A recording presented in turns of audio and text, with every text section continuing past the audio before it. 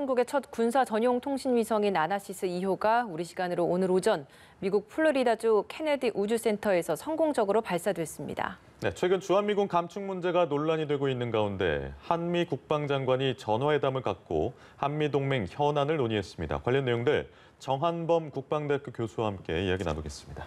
안녕하십니까? 네, 안녕하세요.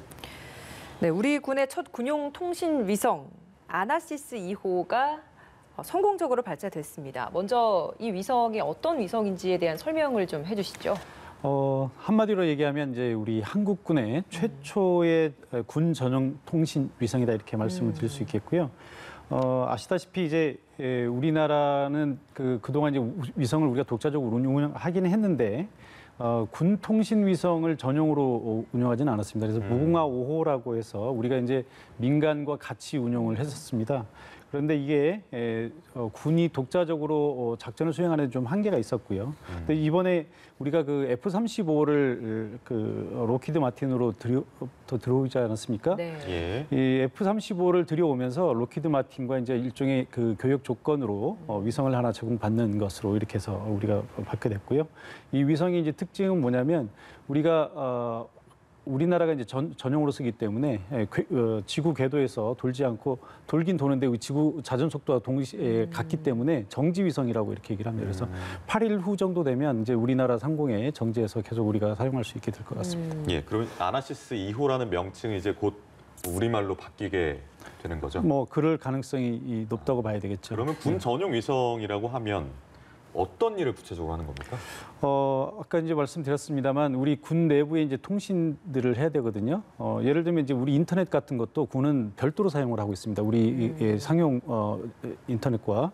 그래서 통신도 사실은 이 군 내부에서만 사용하는 통신선이 있어야 되는데 이게 우리가 독자적인 위성이 없다 보니까 무궁화 5호를 이제 민과 같이 사용을 하고 있었는데요. 예. 만약에 이 무궁화 5호가 잘 워킹이 되지 않으면 우리는 지금 현재 미군 통신선을 활용을 해야 되는 이런 상황입니다. 그래서 무궁화 5호를 이제 대체해서 우리가 이걸 쓰게 되는데 이것이 그동안에 쓰던 위성과는 좀 달리 속도가 한 2배 정도 빠르고요.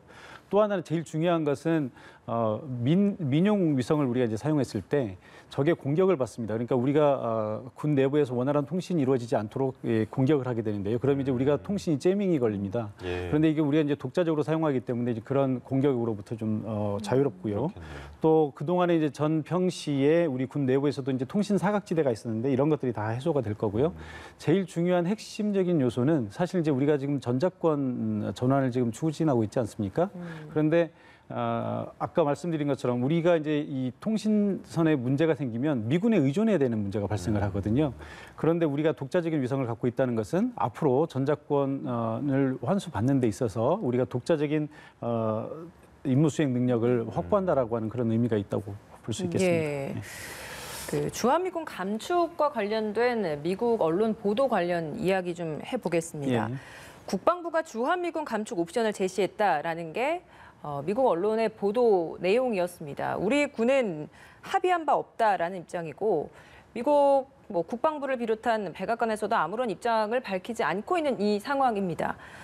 사실 미국 내에서 주한미군 철수, 감축 문제 우리나라뿐만이 아니라 주한미군이야 당연히 우리나라겠지만 주둔 미군을 철수한다라는 얘기는 다른 나라들보다 다 똑같이 지금 계속 거론되고 있는 이 사안인데 지금 이 시점에 이 부분이 거론된 이유는 어디에 있다고 보십니까? 글쎄요. 뭐 두 가지 측면에서 우리가 이걸 분석을 해볼 수 있겠는데요. 예. 무엇보다 이제 트럼프 대통령의 취임 초기부터 쭉 성향이 미국이 손해 본다라고 하는 생각, 그러니까 미국 중심주의, 미국의 돈이 다른 나라를 위해서 쓰이면 안 된다 이런 생각을 계속 갖고 있지 않았습니까? 뭐 그런 취지에서 주한미군이 이제 일반적으로 거론이 됐을 거라고 저는 생각을 합니다. 그러니까 지금 이것이 이제 주한미군 관련된 보도가 계속 나오고 있는데 저는 어느 정도는 사실일 거라고 생각을 합니다. 그러니까 이건 트럼프 대통령이나 트럼프 대통령이 주도하는 백악관에서는 분명히 주한미군을 포함해서 해외 주둔 미군 감축할 수 없느냐. 국방비를 좀 감축할 수 없느냐 이런 지시를 계속 국방부에 했을 거고요. 다만 미 국방부의 의견은 좀 다를 것이라고 생각을 합니다. 그러니까 국방부는 이제 좀 정치적인 이 고려하고는 좀 달리 이 안보적인 고려를 먼저 할 수밖에 없는 거고요. 그래서 아마 미국 국방부에서는 좀 난색을 표하지 않았을까. 다만 일반적으로 백악관에서 요구를 하기 때문에 만약에 하게 된다면 이런 식으로 부대 운용을 재배치해서 할 수는 있겠다라고 하는 그런 옵션들을 제시는 했을 거라고 이렇게 생각을 하고요. 다만 이제 또 하나 우리가 현 상황에서 염두에 둘 필요가 있는 것은 이제 주한미군과 관련해서 얘기가 나오는 것 중에 하나는 이제 방위비 분담금과 관련해서 얘기가 나오는 거거든요. 그쵸. 잘 아시는 바와 같이 트럼프 대통령이 이제 올해 우리나라에 무려 6조 원에 가까운 돈을 부담해달라고 그러니까 5배 이상 증액을 시킨 거죠. 그렇게 요구를 했었는데 그것이 이제 지금 협상이 잘 안 되다 보니까 대략 한 1조 5천억까지 좀 떨어지긴 했습니다. 그러니까 작년보다 50% 정도를 올려달라고 하는 건데요. 우리 이 입장은 13% 이상은 좀 힘들다라는 게 이제 우리 정부 입장이고요. 그러다 보니까 이 주한미군 문제를 방위비를 더 받아내기 위한 압박용으로 사용한다라고 하는 분석이 일각에서 나오고 있는 것이죠. 근데 이게 좀 중요한 게 올 초에 국방수권법에 트럼프 대통령이 서명을 하지 않았습니까? 이게 뭐냐면 그러니까 주한미군의 규모를 현 수준으로 유지하겠다라는 걸 명문화한 거기 때문에 이런 지금 서명의 절차가 있었음에도 이걸 뒤집거나 할 수 있는 겁니까? 예, 국방수권법이라고 하는 것은 이제 미 의회가 이제 예산안을 통과시키면서 부수적으로 이제 제시한 법인데요. 예. 작년에도 이게 있었고요. 이제 올해도 또 이게 적용이 됐습니다. 근데 이 법에 의하면 주한미군이나 주일미군의 숫자를 함부로 대통령이 줄이지 말도록 이렇게 돼 있습니다. 그런데 여기에도 이게 이제 이 법이 절대적인 것이 아니고요. 두 가지 조건이 있습니다. 첫째, 미국의 안보에 위해가 되지 않는다는 것을 증명하고 두 번째, 한국과 일본의 정부와 협의가 된다면 그런 조건 하에서는 감축할 수 있다라는 것이죠. 하에. 그렇죠. 예. 그런데 이제 이것이 사실 쉬운 얘기는 아니지 않습니까? 예. 예를 들어서 주한미군을 줄였는데 미국의 안보에 전혀 위협이 안 된다. 이걸 이제 증명하는 것도 사실 쉽지는 않죠. 예를 들어 이제 지금 미국이 제일 걱정하고 있는 것이 중국의 부상 아니겠습니까? 이 문제를 해결해야 될 거고요. 또 한국과 일본의 정부가 흔쾌히 이걸 동의했다라고 하는 것을 증명을 해야 되는 그런 문제가 있겠죠. 다만 이제 트럼프 정부의 특성상 뭐 과감하게 밀어붙이다 보면 뭐 전혀 불가능한 건 아니다. 이런 얘기가 나오는 것이죠. 예. 오늘 오전에 한미 국방장관이 전화회담을 가졌습니다. 관련 현안들이 많이 논의됐는데 일단은 한미 연합훈련 시행 여부와 관련해서 축소 조정이 불가피하다라는 입장을 밝혔어요. 근데 사실 우리 정부 차원에서는 전시작전 통제권 전환 문제 때문에 이런 부분에 있어서의 꾸준한 훈련과 연습이 필요한 상황 아니겠습니까? 예, 그렇습니다. 우리가 이제 전작권 전환을 추진한 것이 이제 평시작전권은 이제 김영삼 정부 때 넘어왔고요. 노무현 정부에서부터 시작을 했었는데 그것이 이제 이명박 정부 들어서 시기를 늦추는 쪽으로 갔다가 다시 박근혜 정부에서는 시기를 늦추는 것이 아니라 조건에 기반해서 이걸 가져오자 이렇게 바뀌었거든요. 근데 이 조건이 뭐냐면 한국이 이 연합작전권을 수행할 수 있는 능력을 갖는 것 이것이 이제 조건입니다. 그런데 이런 조건을 수행하기 위해서 이제 우리가 이거 검증을 해야 되는데 예. 지난해 이제 우리가 1차적인 검증을 했습니다. 그래서 이제 초기 작전 능력을 이제 우리가 검증을 했고요. 올해 이제 완전 작전 운영 능력이라고 해서 FOC를 해야 되고요. 그다음에 이제 내년에 마지막으로 FMC라고 해서 완전히 우리가 운용할 수 있는 능력을 보여주는 거죠.